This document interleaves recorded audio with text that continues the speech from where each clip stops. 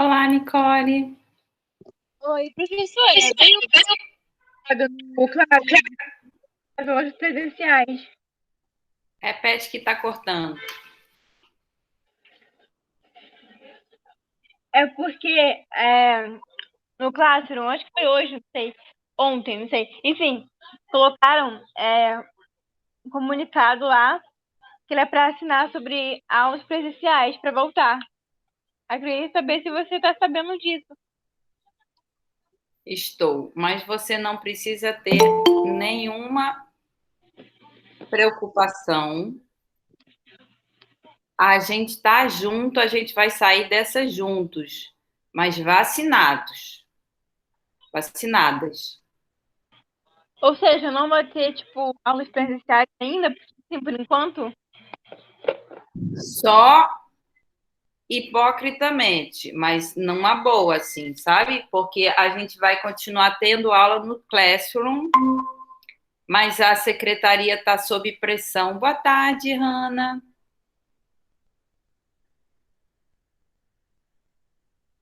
Acontece assim, a gente, brasileiro, carioca, a gente tem que aprender a lidar com os governantes facínoras, fascistas. Então, a direção da escola está fazendo todo o possível para que o colégio continue sendo esta maravilha que está funcionando, apesar de tudo, né? A gente está passando muita dificuldade, mas os professores, as professoras, os professores estão conseguindo dar aula. Eu estou muito feliz que vocês estão hoje aqui. E a gente vai continuar no Classroom.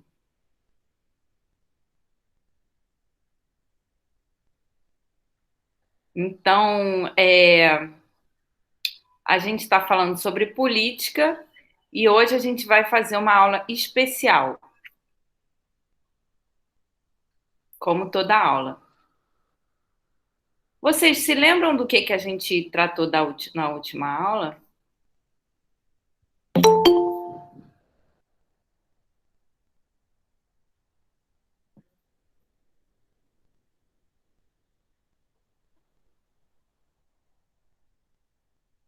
Não? Política. Boa tarde, Tainá. O nosso assunto é política. A palavra política vem do grego polis, que quer dizer cidade. Política, a princípio, seria uma tarefa muito simples de ser realizada, né? Boa tarde, João Pedro. Muito simples por conta do seguinte: a política, ela é a administração da cidade. Então, a hipótese de Sócrates é que se você for ético, você não vai ter dificuldade nenhuma em administrar a cidade. O que você precisa fazer? Você precisa que todos tenham educação, saúde e oportunidade de realizar política, né? Oportunidade de ser ouvido, de poder ter fala. E isso é o que é mais difícil. Atualmente, a gente está numa democracia representativa. O que significa uma democracia representativa? Significa que nós escolhemos quem vai nos governar e essas pessoas ficam responsáveis por governar, no caso, um país de proporções continentais como o Brasil. Vocês acham que o trabalho que tem sido feito está bom?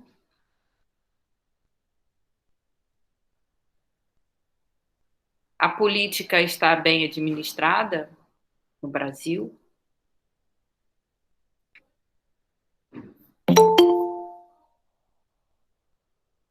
Acho que não, né? A gente às vezes tem vontade de ficar gritando na janela o dia inteiro para ver se alguém escuta. Eu tenho feito isso, eu confesso que. Boa tarde, José. para dar vazão à minha angústia, e eu grito muito. Quando passa aqui, então, a manifestação contrária àquela que eu acredito que possa mudar a situação atual da política do país, eu grito, eu esperneio, mas, enfim, eu rezo mais do que grito. Eu acho que a reza tem poder. Mas, enfim, a gente está tematizando política e na Grécia Antiga surge essa possibilidade de compreender que a política é apenas a administração da cidade. E, como tal, ela não pode ter muitos empecilhos, afinal de contas, é só uma pessoa saber administrar, ou seja, fazer com que as crianças e os adolescentes vão para a escola, que no grego quer dizer escolé, quer dizer ter prazer. Então, assim, as crianças e os adolescentes têm que ter prazer estudando. Essa é a primeira atitude de um bom político ou de uma boa política. Depois, é preciso que as pessoas doentes sejam levadas para os hospitais e que tenham hospitais para essas pessoas. No Brasil, atualmente, a gente, por muita luta, conseguiu fazer com que o SUS esteja funcionando, né? Imagina esse país sem o SUS durante a pandemia. A gente não ia conseguir superar, né? Ia ser um verdadeiro desastre. O que é o SUS? É o Sistema Único de Saúde. O Brasil é o único país do mundo que tem um sistema de saúde unificado, gratuito para todos. Vocês sabiam? Boa tarde, Jaqueline. Então, assim, foi uma conquista durante os 15 anos do governo do PT que a gente teve no país, sem querer fazer propaganda, mas de fato, assim, foi uma revolução, né? Por conta de que antes a gente não tinha SUS, as universidades estavam totalmente diminuídas, a gente tinha uma universidade elitista, sem chance de pessoas negras e pobres entrar. E hoje a gente tem uma universidade que tem cotas, todas as universidades praticamente têm cotas, o que causou uma grande transformação nas universidades. Então, hoje, a pessoa que é negra e pobre, ela pode ter acesso à universidade. Isso foi graças à reforma que se deu durante o governo PT. E a gente tem o SUS, que é o Sistema Único de Saúde, que durante pelo menos 5 anos recebeu médicos de Cuba, né, que é um país que a gente sabe que é comunista, recebeu médicos que iam até os lugares onde os médicos brasileiros não têm coragem de ir. Onde são esses lugares? Sobretudo nas terras indígenas, Amazônia. Então, assim, antes do governo PT, você tinha uma grande quantidade de pessoas sem qualquer assistência médica. E depois, graças a esse projeto de encaminhamento de médicos cubanos para as áreas de menos... Boa tarde, Ingrid. Menos chance de receber médicos brasileiros, a gente teve uma revolução, né? No caso, pelo menos para aquelas pessoas que nunca tinham tido assistência médica e puderam ter. Então, assim, a política, pelo menos no sentido grego, ela é muito simples. É basicamente isso: você conseguir dar saúde, educação para toda a população. E você tem uma renda, como que você vai conseguir fazer com que toda a população tenha saúde e educação? Você vai coletar impostos e vai direcionar esses impostos para as áreas de saúde e educação.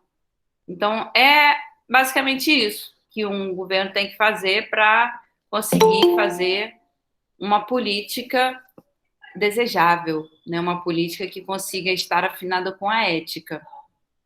O Brasil, boa tarde, Alan. deu passos muito importantes nesse sentido, né? Porque se a gente tem um sistema único de saúde, a gente tem pelo menos o princípio de que todo cidadão brasileiro ele tem direito a hospital.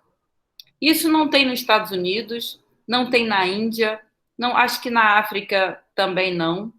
Alguns países da Noruega, alguns países da Noruega, a Noruega, se eu não me engano, alguns países da Europa, desculpa, eles têm essa política de que os hospitais têm que ser gratuitos e para todo mundo. Eu sei que durante muito tempo eu assisti pessoas criticando os hospitais no Brasil, os hospitais públicos, e hoje a gente tem que fazer reverências e mais reverências a essa oportunidade que o brasileiro tem de estar sendo vacinado, vacinada, né, e da gente ter esse sistema que permite, afinal de contas, que todos sejamos vacinados, mesmo que isso demore um pouco mais, por conta do governo atual.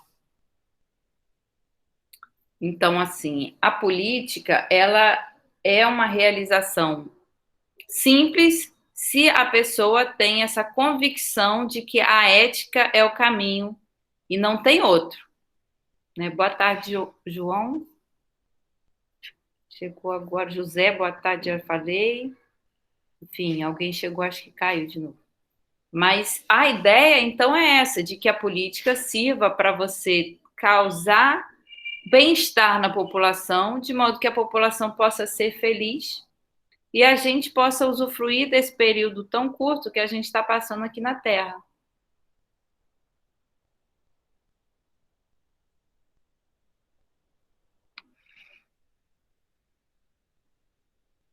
Então, assim, a gente tem o privilégio de estar numa escola pública, a gente, alguns podem ter também a dúvida, como a Nicole teve, sobre o retorno das aulas presenciais. Eu vou pedir para vocês todas, todos e todos ficarem bem tranquilos, continuarem seus estudos em casa, respira, faz aquela aula de dança que você queria fazer um tempão, faz aquela aula de artes que você queria fazer.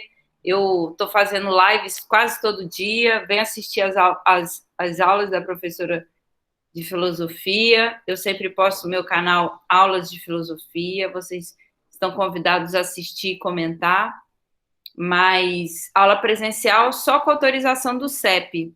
O CEP é o Sindicato dos Professores do Rio de Janeiro. O sindicato foi uma invenção, né? A gente pode dizer que no Brasil a gente tem a lei do sindicato, né? Que toda classe tem direito a ter um sindicato. E esse sindicato, ele trabalha no sentido de cuidar da classe.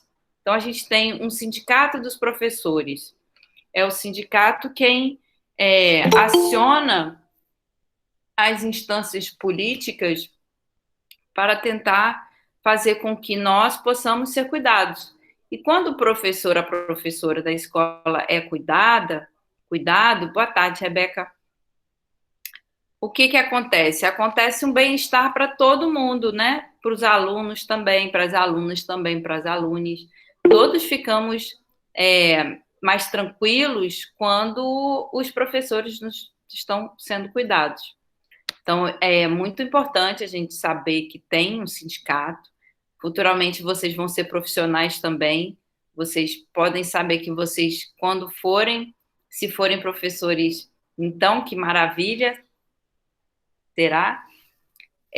Enfim, muita gente fala mal da profissão do professor, mas eu só falo bem, eu sou muito feliz por poder estar nessa profissão, que agora, na quarentena, está aí funcionando pelo Google Classroom e vai ficar funcionando pelo Google Classroom até a gente ter vacina por causa do sindicato, né? Porque o sindicato está lutando para que a gente não morra. E está morrendo gente, né? Está morrendo muita gente. O Rio de Janeiro ainda está na faixa vermelha, o que quer dizer que os hospitais estão lotados, tem muita gente morrendo e a gente tem que ficar em casa. Se sair com máscara, usar sempre o álcool gel E, de preferência, não sair de casa, ficar só assistindo às aulas da professora.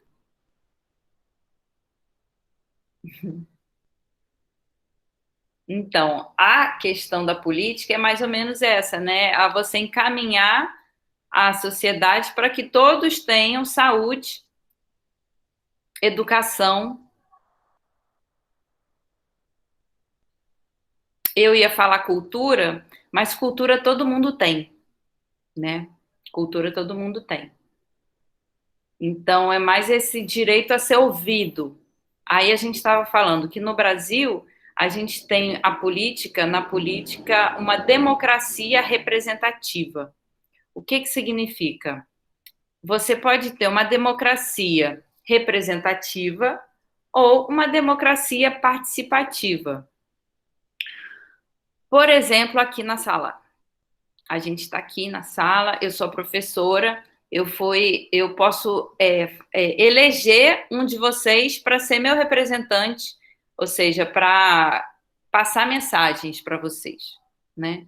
Então, por exemplo, eu escolho a Nicole para passar as minhas mensagens para vocês. A Nicole vai ficar responsável, então, para pegar os votos de vocês.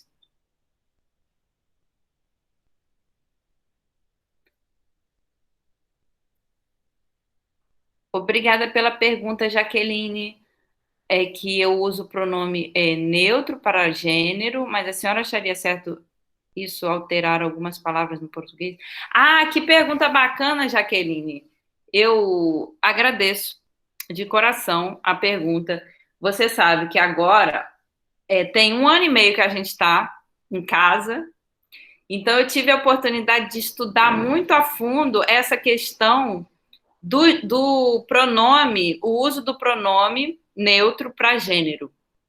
Eu assisti várias lives, várias apresentações das pessoas que são LGBT e que reivindicam essa mudança na linguagem como forma deles se sentirem, delas, né, se sentirem acolhidos pela sociedade. Então, assim, eu acho certo isso alterar algumas palavras do português. Até, eu digo mais, Jaqueline, eu sou fã de uma socióloga que se chama Lélia Gonzalez. Gonzalez. A Lélia é uma pensadora, filósofa, que fundou o MNU, que é o Movimento Negro Unificado, que tem no Rio de Janeiro e em São Paulo. O MNU, o Movimento Negro Unificado, ele é aberto. Todos vocês podem participar, na medida em que vocês têm a consciência de que a gente precisa, no Brasil, ter consciência da atrocidade que é o racismo. Então, a gente tem que lutar contra o racismo. Eu sou militante do MNU. E aí, a Lélia Gonçalves, que fundou o Movimento Negro Unificado, ela falava do pretuguês. Pretuguês. Pretuguês. O que é o pretuguês? O pretuguês é uma variação do português, é preto e português, né? A junção de preto mais português. E trata dessa possibilidade da gente poder falar aquilo que no português de Portugal e pela língua oficial, né, pela gramática oficial, é considerado errado, mas que está na fala das pessoas que foram escravizadas. Então, eu, por exemplo, eu sou descendente de pessoas que foram escravizadas. Essas pessoas, elas têm um sotaque, uma forma de falar que é africana, que vem da nossa origem africana. Então, o que acontece? No Brasil, a gente tem uma dificuldade muito grande por parte das elites de reconhecer a preciosidade que é a fala das pessoas de origem negra, a riqueza que contém esses vocábulos. E aí a Lélia Gonzalez falou, não, a gente tem que falar português, porque a gente não pode, de forma alguma, usar a gramática para ofender pessoas que são de origem étnica diferente. Então, a origem étnica, ela traz com ela uma série de componentes que na fala se torna nítido. A gente estava falando sobre política, e aí eu trouxe essa compreensão de que a política e a cultura, eu falei assim, todo mundo tem cultura, né? Porque a cultura, muitas vezes, ela é usada pela política no sentido de poder fazer com que as pessoas que já têm uma origem, assim, às vezes pobre, passem a considerar que elas não têm cultura. Então, tem uma política grotesca de uma elite cadavérica no Brasil que considera que as pessoas pobres não têm cultura e que elas têm que ter acesso à cultura. Atualmente, a gente está podendo fazer uma revisão dessa compreensão e trazer essa certeza de que as pessoas pobres têm cultura, inclusive a palavra cultura vem do latim culto. Então, toda pessoa que faz culto, né, cultos, faz culto, você faz culto, você cultua os seus mortos, você cultua entidades sagradas. Todo culto tem cultura. E no Brasil, a gente teve a perseguição da população negra por pelo menos 133 anos. E a gente está fazendo 133 anos da abolição da escravidão, que também foi uma falácia, né? Porque a gente teve no dia 13 de maio de 1888 a abolição no papel. A população negra foi jogada nos piores locais. E desde então, o país, enquanto Estado, vem fazendo uma política de embranqueamento feroz, de modo que a gente já teve leis que autorizavam a prisão de pessoas negras simplesmente por estarem andando na rua.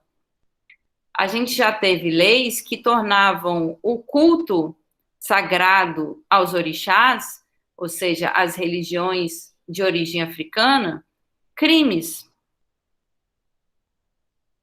Então, assim, há pouco tempo, a pessoa, bastando ela falar que ela gostava de candomblé, de umbanda, isso já era um pretexto para ela ser presa.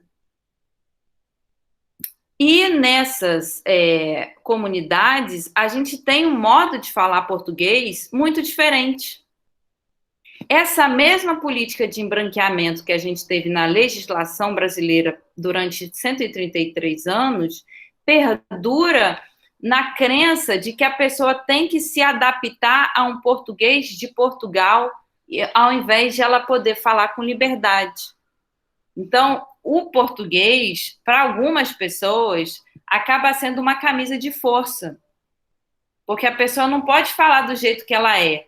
Ela tem que se adequar a uma gramática que é uma gramática colonizadora. Por isso que a Lélia Gonzalez trouxe esse conceito de pretuguês para mostrar que não é o preto que tem que mudar a fala dele. São as elites que têm que mudar aquilo que eles consideram, aquilo que a elite considera correto. Essa é uma das formas pelas quais a gente pode fazer aquilo que o movimento negro considera e traz aí como bandeira, que é a reparação. A gente teve aqui no Brasil, são quase 500 anos de escravidão, foram 133 anos de liberdade, sendo que essa liberdade foi condicionada por uma política de exclusão, de genocídio e de maltratos explícitos da comunidade preta. Então, a gente não pode dizer que foi digamos, uma alforria que tentou, pelo menos, né, inserir essas pessoas na sociedade. Muito pelo contrário, a política foi de extermínio da população negra e de embranqueamento através de políticas de manter os privilégios das pessoas brancas. Então, isso já tem 133 anos. A política de reparação, o que ela é? A política de reparação é a consciência de que essas pessoas, as famílias dessas pessoas que foram condenadas por um processo desgraçado, que foi o processo da escravidão, elas merecem ter o direito à saúde e à educação. Então, política de reparação, o que é? É você ter consciência de que, se a gente tem na Universidade Brasileira 70%, 80% de pessoas brancas e apenas 20% de pessoas negras, alguma coisa está errada. Se a gente tem pelo menos 56% de pessoas negras no total da população, e nas universidades a gente tem apenas 20% de pessoas negras, alguma coisa está errada. Tem que equiparar, tem que ser a mesma quantidade ou mais, porque a população negra, quando ela chega para conseguir um trabalho, conseguir um emprego, ela continua sofrendo racismo. Então, o racismo, ele pode ser sanado a partir do momento que a pessoa negra tem acesso à educação, ela já tem cultura. Veja bem, a pessoa negra, ela já tem cultura, não é ter acesso à cultura. Ela tem que ser reconhecida na cultura que é a dela, tem que ser acolhida pela cultura que ela é dela, tem que ter liberdade de cultuar aquelas entidades que, de repente, ela acha que são bacanas. E, sobretudo, tem que ter liberdade de acesso à educação. É a educação que liberta. Liberta não apenas a pessoa que estuda, mas também a família da pessoa, em que a pessoa que estuda consegue se desenvolver e estudar, a toda a família passa a ter condições de sair da zona de pobreza, né? E pobreza aí eu estou falando no sentido econômico mesmo, né? A pessoa que às vezes não tem condição de ter um celular para assistir a aula. Eu fico muito sentida, vocês não sabem como eu fico sentida quando eu sei que tem um colega de vocês, uma colega de vocês que não pode assistir a aula porque não tem um celular, não tem um aparelho de internet, não tem um computador. Isso é que me faz ter certeza de que, sim, as aulas presenciais têm que voltar, mas a gente não pode morrer para isso, né? Então, assim, a vacina tem que sair, e a gente tem que saber que a vacina tem que sair, então a gente tem que ter convicção de que a gente precisa de um governo que cuide da população, não um governo que extermine a população. Então, para terminar de responder a sua pergunta, Jaqueline, eu considero, sim, que a gente tem que acolher as diferenças. Uma das formas de acolher as diferenças é fazendo uso do pronome neutro, de gênero. Então, assim, por exemplo, eu tenho muitos alunas, alunos e alunos que sequer sabem o gênero deles, né? Porque eu não sei se vocês sabem, existe uma filósofa que é a Judith Butler. A Judith Butler considera que a gente tem, ser humano, pelo menos 23 tipos diferentes de gênero. Eu até uma vez coloquei no Google, se vocês quiserem, a gente pode fazer isso hoje, para saber quais são esses 23 tipos de gênero. Porque, assim, em geral, a gente conhece dois, né? A gente conhece masculino e feminino. Só que a Judith Butler mapeou pelo menos 23 tipos diferentes de gênero. Então, quando eu falo assim, bom dia, aluna, bom dia, aluno, eu estou excluindo 21 21 pessoas, assim, 21 tipos diferentes de gênero. No mínimo, tirando da minha parte fazer isso. Eu não posso. Eu, como professora, eu tenho obrigação de mostrar para vocês que, às vezes, vocês estão num corpo com o qual vocês não se identificam, e aí vocês, para poder saber que podem ser aquilo que o coração de vocês manda, eu faço questão de usar esse pronome neutro, sabe? Eu tive muito aluna assim, que estava num corpo, mas se achava preso, se achava feio, se achava sofrendo, passava por muito sofrimento. E aí, a partir do momento que eu fui dando as minhas aulas, como eu faço aqui, usando o pronome neutro, conversando sobre sexualidade, né, tratando esses temas que vocês não têm oportunidade de tratar em outra aula, não é isso? E aí eu tive alunos que compreenderam que eram de outro gênero que aqueles que a sociedade queria impor.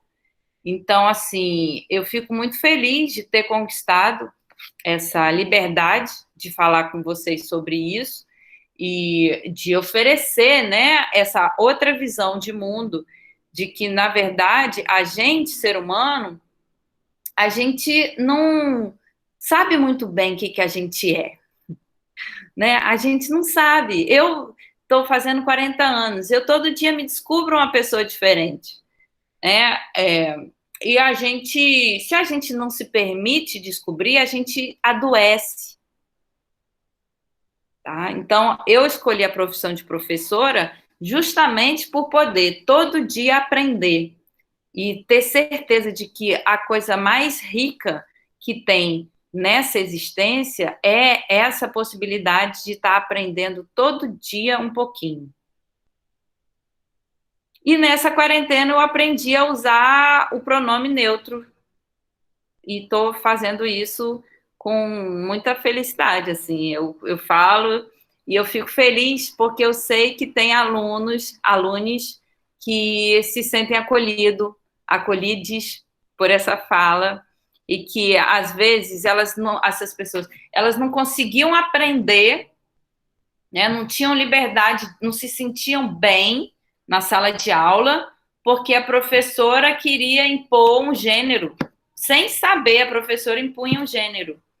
Então, quando a pessoa escuta assim, não, aquela professora, ela tem a cabeça livre, e eu vou poder falar com ela, vou poder participar da aula dela, que eu gosto muito quando vocês participam, e as pessoas de gênero ainda a ser descoberto, essas pessoas, elas têm muita necessidade de serem ouvidas, porque a sociedade já excluiu, né? Então, muitas pessoas passam violência de gênero em casa, e a chance delas se descobrirem com outro gênero significa a chance de sair de relações de violência. Então, assim, acaba que a aula fica sendo quase que uma boia salva-vidas para quem está num mar de repressão. Então, ainda que viessem me falar, olha, professora, você não pode usar o pronome neutro, porque isso é um português errado, por mais amor que eu tenha pelo português, né, eu sou escritora, eu amo português, eu amo ler literatura. Quando eu comecei, antes mesmo de eu começar a usar o pronome neutro, eu fiquei me perguntando se eu devia usar o X, caros, como a gente fala assim, caris, né? A gente usa o X ou a gente usa o E? E lá no meu, eu sou doutora, né? Eu sou doutora no sentido de que eu fiz doutorado acadêmico. Lá no doutorado, as pessoas ficavam se perguntando isso. Usa o X ou usa o E? E na área que eu escolhi para ser doutora, é filosofia antiga. São as pessoas mais caxias, vocês nem devem entender essa gíria, a gíria antiga já. São as pessoas mais chatas, mais cabeça fechada, Assim, é bom porque pelo menos eles são inteligentes, eles gostam de aprender. Então, quando eu falo que eles são chatos, eles ouvem, porque eu já sou doutora, porque senão não iam ouvir, não. Por que são chatos? Porque teve essa discussão sobre o pronome neutro e, assim, 60% foi contra. 60% chegou à consideração de que não, a gente não pode violentar o português. Desses 60%, 30% era de Portugal.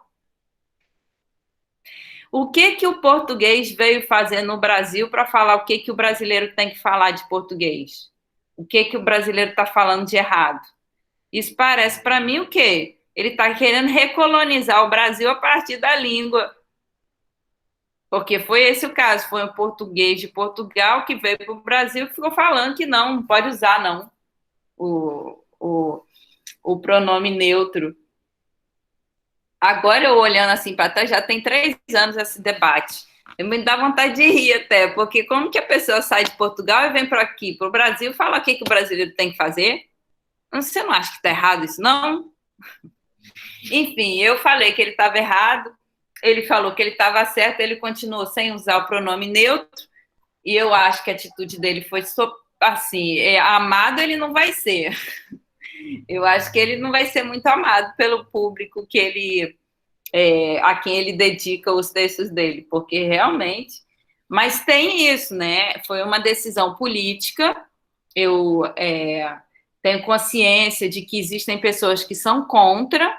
Eu até te agradeço a oportunidade de estar falando sobre isso, porque de fato é um assunto polêmico e de fato quando eu uso o pronome neutro, eu fico muito mais feliz de que vocês saibam que teve esse debate, que esse debate é um debate cotidiano na academia brasileira, é um debate necessário, porque vocês têm que ter liberdade para decidir o que é que vocês vão escolher. A gente estava falando o que vocês vão escolher usar, né? Se vocês vão usar pronome neutro, se vocês não vão usar. Cada um pode ter a decisão que for mais pertinente conforme a seu coração. Então, assim, essa discussão, para conseguir saber que eu tinha que usar o ex ao invés do X, eu consultei pessoas, professores, né, do público LGBT, que considerou o seguinte, que muita gente não consegue ler o X. Então, quando você escreve assim, caris, buscando atender esse público LGBTI, algumas pessoas não conseguem ler o X, porque tem deficiência de leitura. Esse foi o argumento que os professores que eu consultei falaram para defender o uso do caris. Então, o público LGBTQI mais prefere ser acolhido pelo pronome com E, ao invés de com X. Então, eu uso caris ou caris com I, com E ou com I. Eu prefiro com E. Então, eu uso assim, né? Caras, aí caras, porque primeiro é mulher, porque primeiro é mulher, caris depois, porque é LGBTQI+, aí depois os homens. Caras, caris, caros. E aí acaba sendo uma decisão política, né? Em função dessa questão da possibilidade da pessoa que ainda não conhece o próprio gênero poder saber que existem vários gêneros, a pessoa que já decidiu que ela não é como é que fala? Ela não ela não tem apenas 2 sexos, é binário, ela não é binária, ou seja, ela não é homem nem mulher, ela simplesmente decidiu que já sabe que não é nem homem nem mulher, então ela não é binária. Então, a possibilidade dessas pessoas que não são binárias poderem se sentir acolhidas em sala de aula e também no cotidiano. E também esse uso, né, o uso do português. a consciência de quando alguém está falando errado, e apesar de saber que existe o certo, por exemplo, né, que a pessoa... Eu tenho vários familiares que falam português. Eu não vou ficar corrigindo esses familiares. Muito pelo contrário, eu adoro ouvir a pessoa que tem aquela idade. Às vezes a pessoa já tem, é uma pessoa de mais idade, e a fala dela contém umas preciosidades que eu só vou descobrir se eu dou liberdade para a pessoa falar. E aí eu acabo o quê? Aprendendo. Quando a pessoa fala, eu adoro quando a pessoa tem esse jeitinho de falar assim, despojado, e aí eu escuto, e aí no que eu escuto eu me sinto mais calma. Porque de alguma forma eu sei que eu estou falando com uma pessoa que tem uma sabedoria que é a sabedoria da terra. E que é uma sabedoria que, se a gente não cuida dela, ela pode ser extinta. Então, por mais que a gente tenha 133 anos de luta contra o racismo no Brasil, e que hoje a gente tem até uma lei que torna o racismo um crime inafiançável, a gente ainda está aprendendo sobre o valor que tem o nosso povo. Então, assim, o português é algo que é do povo brasileiro, né? Uma riqueza sem tamanho. Se não fosse a Lélia Gonzalez defendendo o português, talvez eu me sentisse triste quando eu erro.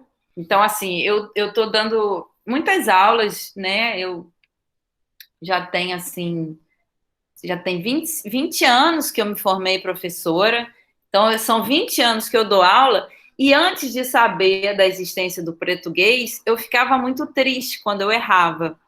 E aí eu assistia, assim, as minhas aulas e, poxa, às vezes eu estava falando com muitas pessoas e eu via que aquele erro era um erro do meu sotaque, do sotaque da minha família, que eu trago no meu coração, eu nunca vou conseguir e nem quero me livrar desse sotaque, mas que no português oficial é considerado erro. Então eu ficava triste, eu ficava, como se diz assim, amuada, eu me sentia uma péssima professora, sabe? Eu ficava pensando, poxa, o que que eu estou ensinando para vocês? Eu estou ensinando tudo errado para meus alunos. E aí, quando eu li a Lélia Gonzalez defendendo o português, eu fiquei livre. Eu falei, não, então é isso. Então, na verdade, é uma questão política. Eu posso ter consciência de que se trata de uma questão política, eu posso esclarecer as pessoas, meus alunos, sobretudo, as alunas e os alunos, de que se trata de uma questão política e que, como é uma questão política, boa tarde, Dai bem. Como se trata de uma questão política, se trata de uma possibilidade da gente exercer a nossa liberdade. Então, a gente pode falar, a gente aí vai encaminhando a nossa aula para o final. A nossa aula é sobre democracia.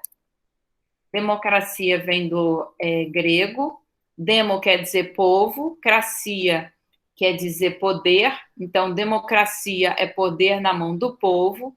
A democracia pode ser participativa ou representativa.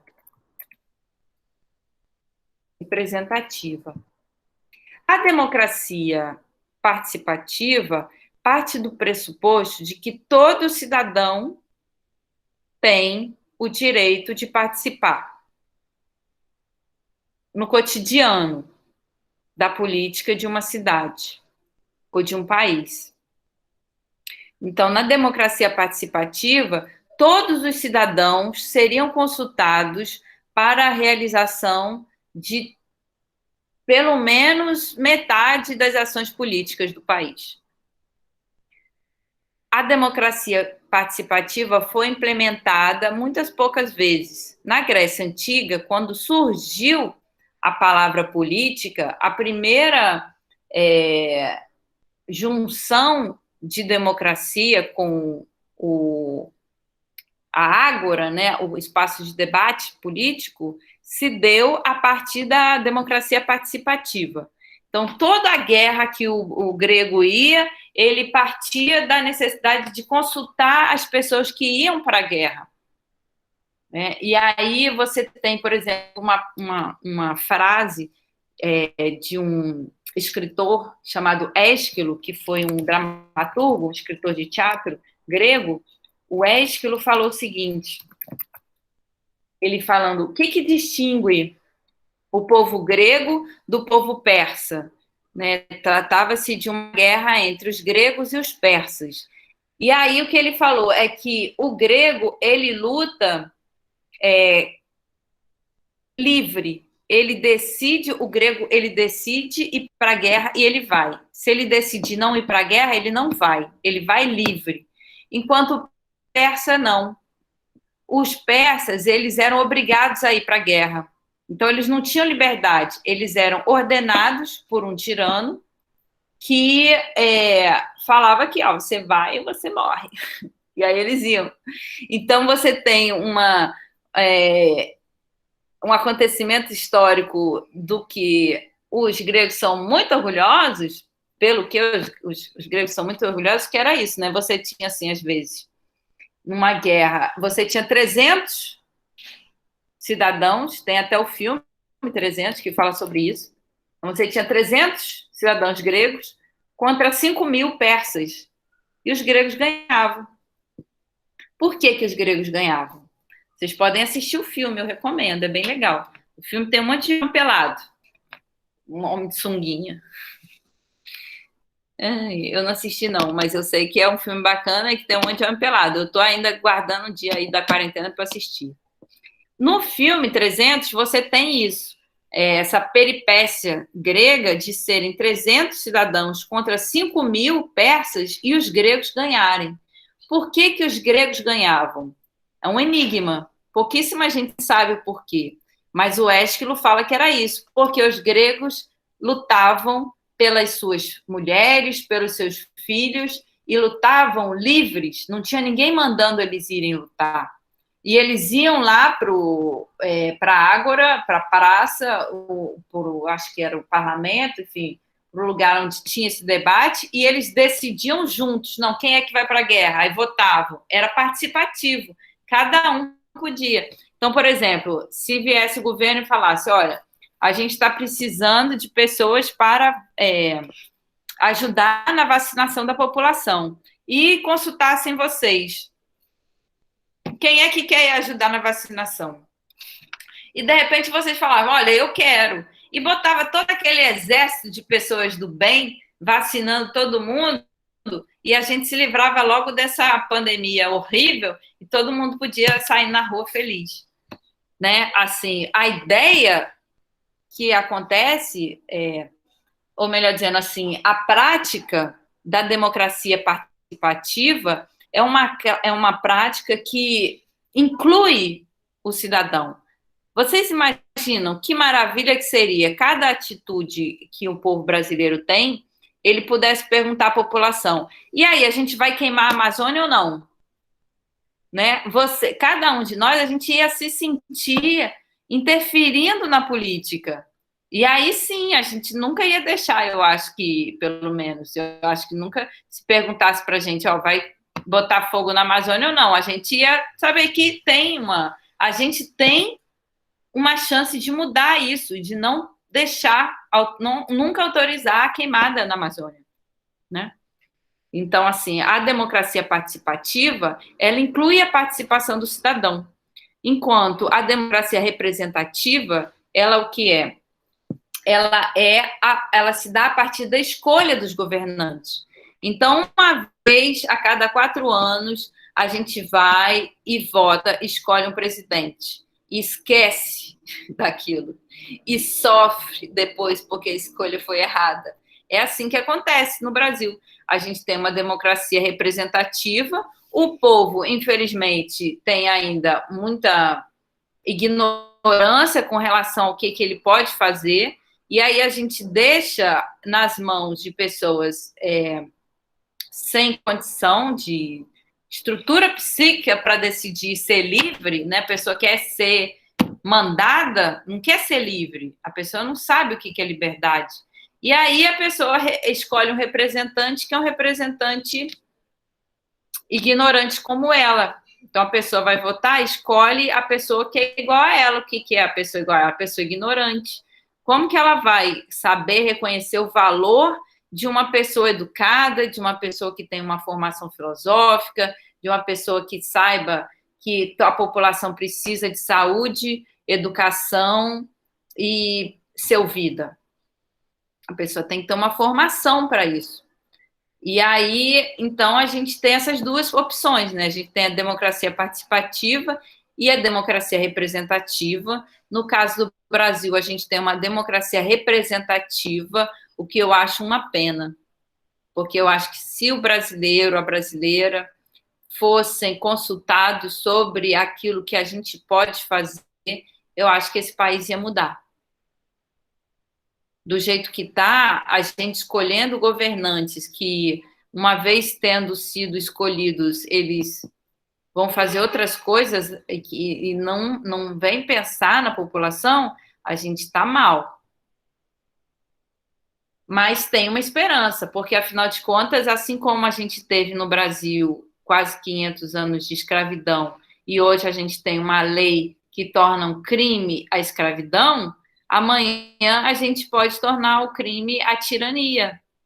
E a gente pode mudar também a democracia e fazer com que seja uma democracia mais participativa, sobretudo com relação aos adolescentes. Por quê? Porque o adolescente, ele tem muita força, né? Ele tem muita agitação, de desejo de fazer coisas.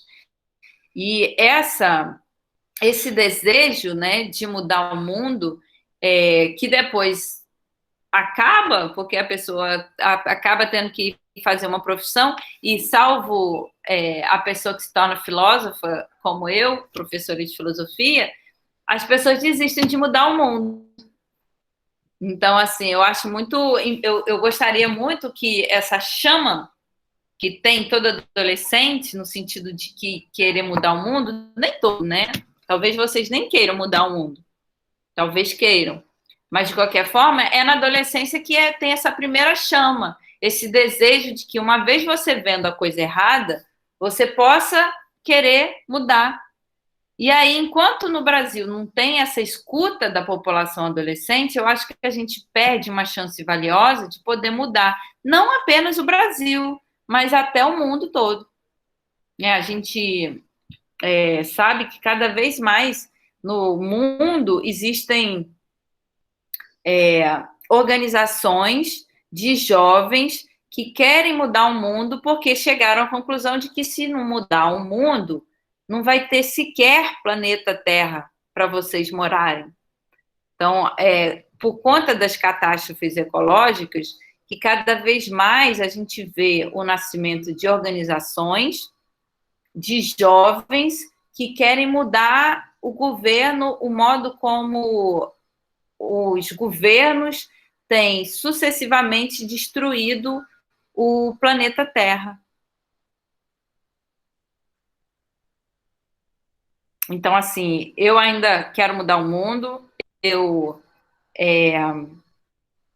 quero que vocês também queiram mudar o mundo, quero que nós todos possamos, de alguma forma, ter acesso às formas de mudar o mundo, que é a gente poder ter talvez uma democracia participativa no Brasil, né? Uma democracia assim como nos gregos antigos faziam, assim como os gregos antigos faziam, um lugar onde todas as pessoas possam ir e debater aquilo que é o bem, né? Debater escola, debater a política, debater a Amazônia, enfim, talvez a gente ainda consiga isso.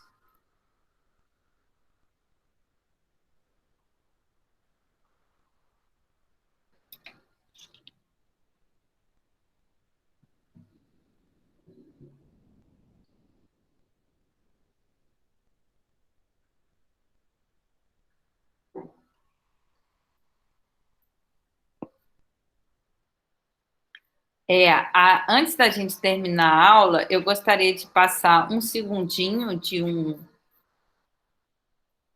Eu não vou passar, não vai dar tempo. Eu vou deixar o link aqui para quem quiser assistir, que se chama Discutindo o Silêncio dos Homens. Talvez dê um minutinho para a gente, pelo menos para vocês verem do que se trata.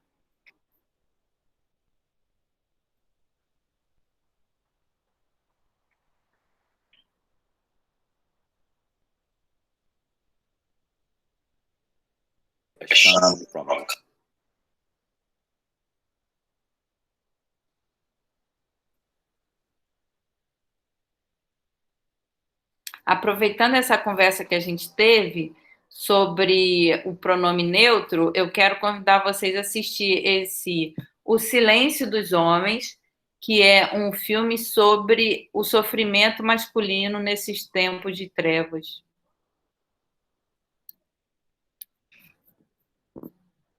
Pelo que o meu pai nos criou, ele sempre dizia: se não fizesse o que ele mandasse fazer, o cacete rolava.